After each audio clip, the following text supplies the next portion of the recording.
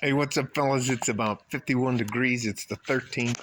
The sun is just now starting to come up over the Franklin Mountains. If you noticed, when it's much about midwinter, the sun comes up from over there. But as we slowly move towards springtime and summer, eventually the sun will rise over that edge of the Franklin Mountains. Not doing too much today. Actually having a good time. I will pump the pool out because we got the wind got up a little bit. There is the moon right there. Gonna tell you a couple stories, some more unsolicited advice. One's a little bit about revenge, but the other one is a double standard that I think is a double standard that's considered normal, but is absolutely, in my opinion, very insane. And how women only want to do things that benefit them, and which is, that is, I believe, their nature. Um, Women consider their preferences, desirability scale for men, as that they have standards. And if you don't meet the standards, like if I'm out of shape or overweight or I'm too short or I don't make enough money or I'm not intelligent enough, I can't conduct myself, I'm goofy, I'm slow, I'm dumb, all those things, all this myriad of list of characteristics a guy has to have, and those are just considered standards by females, women in general. But if a guy has standards, it's considered like discriminatory, or we're racist, or chauvinist or misogynist because we don't like single mothers. I think there are some fantastic, great single mothers out there, but the liability of you attaching yourself to one of them is way more difficult. It's more liability to you have. You're in more danger than you do with having a woman who doesn't have any children. There's just too many things that can go wrong in your life. Too many things women can do to you to destroy your life if it also includes a child. That's not yours. I personally, I don't date single mothers. I don't want to be around single mothers. I just don't like dealing with them. In fact, I used to have a good friend that I would go and spend some time with at his house, or he'd come here to spend some time with us and that kind of stuff. But his wife now, when they were getting married, he came with kids and she came with kids. And I made the mistake of telling him that she doesn't like me, so we don't see as much about it. We don't see as much about each other. We don't see each other as much because of that. No, I don't object to his choice or anything like that. He doesn't have to.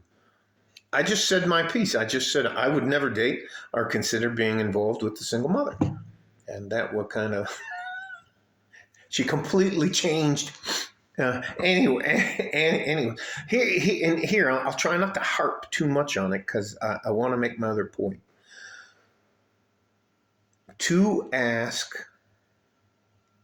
another man to help you fix one of your mistakes as a woman, and a massive mistake being that you have a child from another man, that is something that goes against reason for any reasonable man. So again, there are probably thousands and thousands of really great single mothers, but that when they're a single mother, they come with extra baggage, unless it's a widower. And then you'd have to prove that to me, that you're a widower. But because, believe it or not, guys, women lie, which is another fucking hilarious thing. So anyways, now I'm going to tell you my little revenge story. So I didn't get forced into the military. I was given the opportunity to go into the military, go to jail for a long time. So I went into the military, and what I did is, if you volunteer for certain job skills, you can get paid extra money. EOD. I was a 11 X-ray to start off with, which was infantry unassigned. And what I would do is I would volunteer for schools like aerosols and airborne school because it paid like what they called jump pay. And the only other pay I could get was called hazardous duty pay. So I volunteered to go into the EOD field, which is the explosive ordnance disposal field. And as soon as I did that, I managed to get to the school at Indian Head, Huntsville, Redstone Army Arsenal, and then they sent us over to Indian Head, Maryland, is what was called Phase 2. You don't get to go to Phase 3, which is nuclear weapons, until you complete Phase 1 and Phase 2, because if they weed you out, you don't get all the information. You just get a compartmentalized part of the information. So all that to say this, and then my first duty assignment is in Panama, and 36 EOD was where I was assigned. And great time down there, but after that, I was reassigned. When I transferred, I was reassigned to the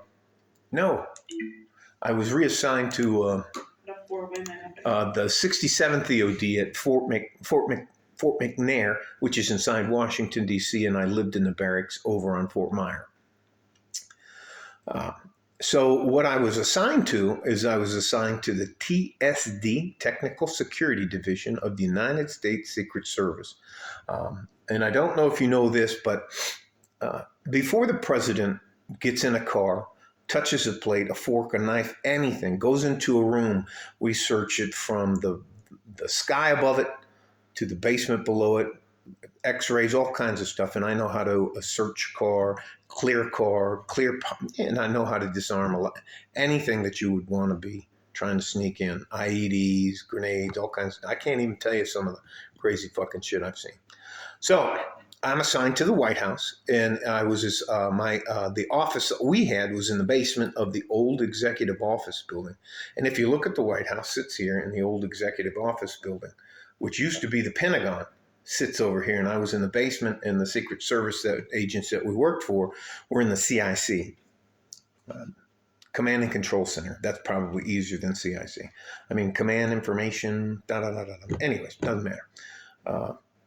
So one of the things I had to do every day when I was there is they open up the tours for the White House, but you have to send a letter in and send your information in so they can background check you. You can't just show up, hey, I want to join the White House tour. That's just not how it works. Well, at least it didn't work like that when I was there. So anyways, and by the way, you got to go through a lie detector test and all of that kind of stuff. So anyways, getting back to the point, when I was in high school, I dated a girl who was from Guam. Her name was Kathy Christosimo. And she was considered a Guamanian. And what I didn't realize at the time is that that's a pretty much patriarchal family system there, and they don't really enjoy having a white boy in the family. So she asked me to marry her. I told her no, and we parted ways on hard feelings. So anyways, I think that I see her in line waiting to get into the White House.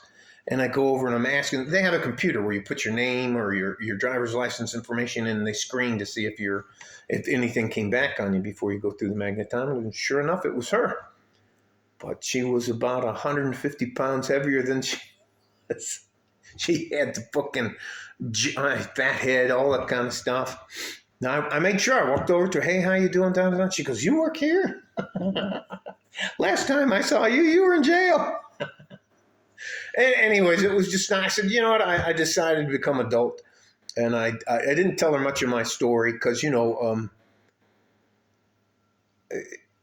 you part on hard feelings, some things were said, because I was a loser back then, and they said all that kind of crap, and I just think back on where I am now as opposed to back then. So all that to say this. For guys, as you age, if you're smart and you have some help or you help yourself, you're going to keep getting better as you get older. And I'm not anti-woman. I love my wife. I'm not trying to do that. But I also understand the red pill slash men go their own way community. And